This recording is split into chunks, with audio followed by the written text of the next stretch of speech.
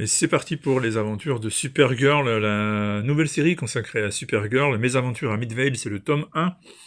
Et c'est le personnage écrit par Sophie Campbell et dessiné par Sophie Campbell qui nous intéresse donc. Et alors je vais être tout de suite très honnête avec vous, parce qu'il faut être un minimum honnête tout de même.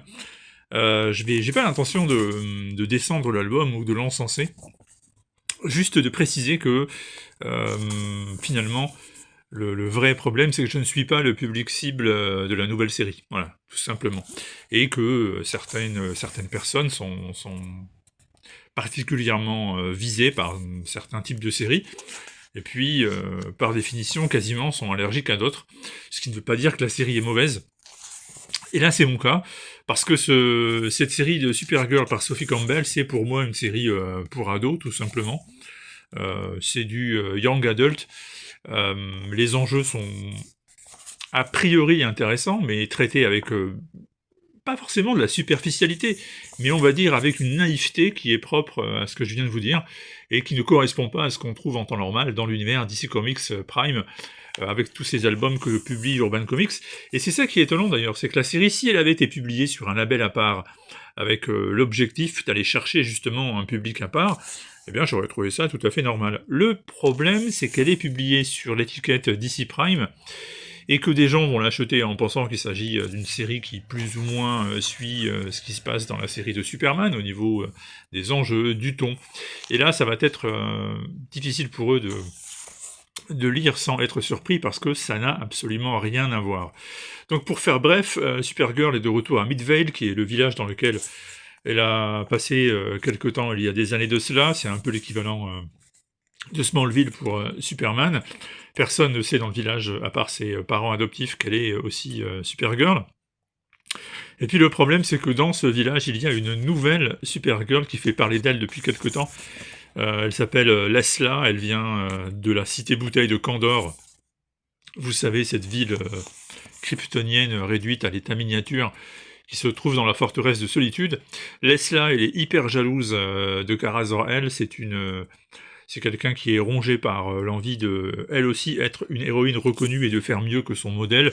Et donc, son ambition, c'est de ridiculiser le modèle, de la faire passer pour un vulgaire plagiat. Elle a même hypnotisé les parents adoptifs pour être acceptée dans la famille, pour prendre la place complètement de celle qu'elle a envie. Et tout ça nous est raconté donc avec un dessin et un ton, je le répète, qui n'est habituellement pas du tout ce qu'on attend du côté de la collection DC Prime.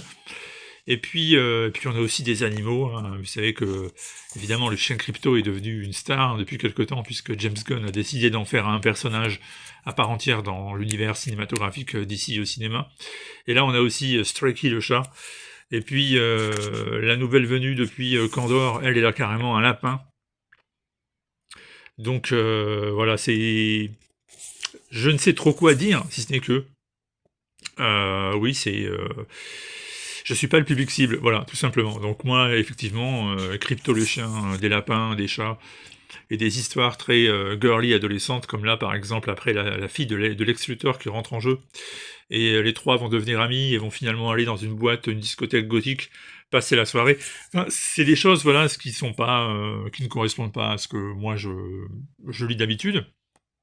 Et je suis quand même très ouvert, mais vraiment, je suis pas le public, voilà, tout simplement. Ce qui veut pas dire que le public n'existe pas, très loin de là. Je pense même que c'est bien fichu quand on souhaite lire ça. Donc sachez-le, hein, je vous dis, je ne suis absolument pas en train de vous dire fuyez Supergirl. Je suis en train de vous dire cette série n'est pas du tout une série super héroïque traditionnelle à la Superman, c'est vraiment quelque chose d'autre, donc sachez-le avant d'investir dessus, afin de ne pas être déçu, d'autant plus que la couverture laisse supposer que ce sera du super-héroïsme classique, mais ce n'est pas du tout le cas, je vous assure. C'est disponible chez Urban Comics, bien entendu, et sur ce, je vous dis à bientôt pour d'autres vidéos consacrées aux comics, à la BD, etc.